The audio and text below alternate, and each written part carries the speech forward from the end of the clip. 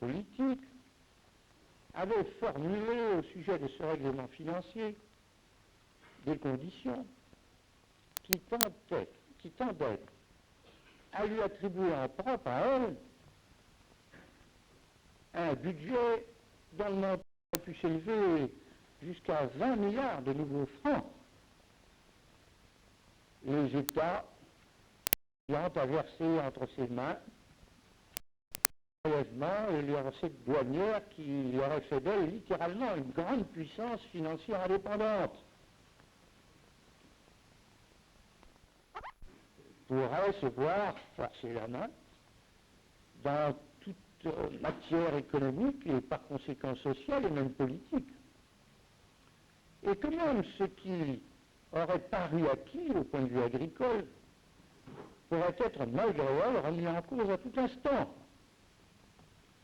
Et d'autre part, les propositions de la Commission, suivant le même texte, seraient également, à partir du 1er janvier prochain, présentées au Conseil des ministres pour être adoptées ou non telles quelles, sans que l'État puisse y changer rien, à moins que par extraordinaire, ils fussent unanimes à formuler un amendement. On voit à quoi nous pourrions nous conduire une part si nous nous laissions aller à renier à la fois la libre disposition nous-mêmes et notre Constitution, qui fixe la souveraineté.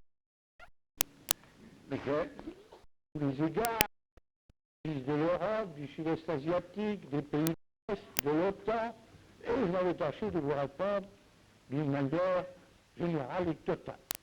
Chacun d'entre vous trouvera certainement dans ce que je vais dire la réponse à cette préoccupation particulière.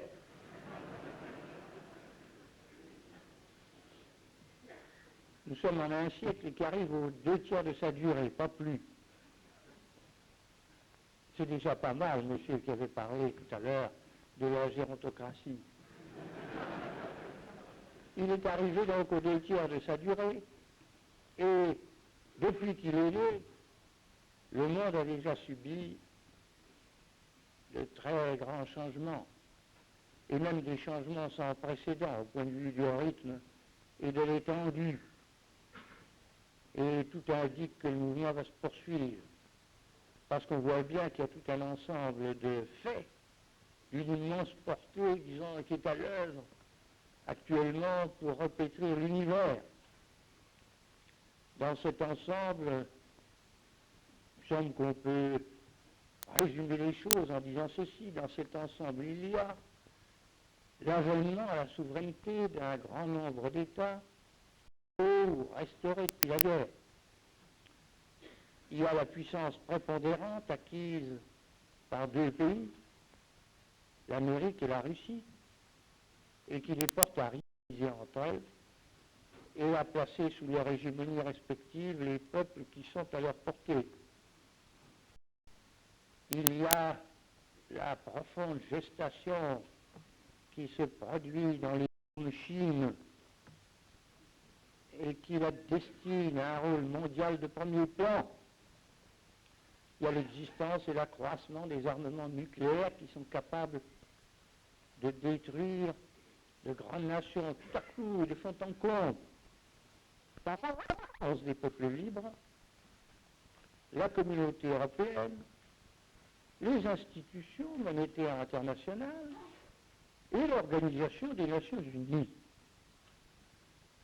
En effet, l'indépendance ainsi recouvrée permet à la France d'être, en dépit des hégémonies et des idéologies des colosses, malgré les passions et les préventions des races, et par-dessus les rivalités et les ambitions des nations, d'être un champion de la coopération sans laquelle iront s'étendant les troubles, les interventions et les conflits qui mènent le monde à la guerre. Du reste, la France est éminemment qualifiée pour agir dans ce sens-là. Elle est par sa nature, qui la porte au contact humain. Elle l'est à cause de l'opinion qu'on se fait d'elle historiquement, qui naguère nous était rattachée, ainsi que pour le Rwanda et le Congo, Léopoldville. C'est le cas en Asie, pour le Cambodge et le Laos. Ces États devenus indépendants, ayant chacun fixé ses relations avec nous par des accords particuliers en vue de son développement, accord dont le dernier en date et non le moins important est celui qui règle les rapports pétroliers franco-algériens. Nous avons conclu un traité qui, sans doute, en un domaine, reste à l'état de cordiale virtualité. Au cours nouveau que prennent nos rapports avec la Russie, nous nous félicitons des résultats qui ont été atteints à l'occasion de la visite du président Maurer quant aux relations franco-roumaines. Avec grande satisfaction, nous nous préparons à recevoir le président Cyrankiewicz, ou l'Europe, afin d'établir une entente constructive. Là, je réponds à Mme Baudrier, une entente constructive depuis l'Oural jusqu'à l'Atlantique, voudrait résoudre ses propres problèmes.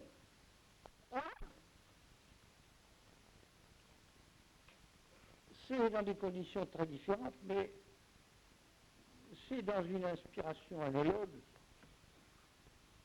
que nous croyons qu'en Asie, la fin des combats en cours et puis le développement satisfaisant des peuples ne pourront être obtenus que par les relations à établir, les négociations à ouvrir.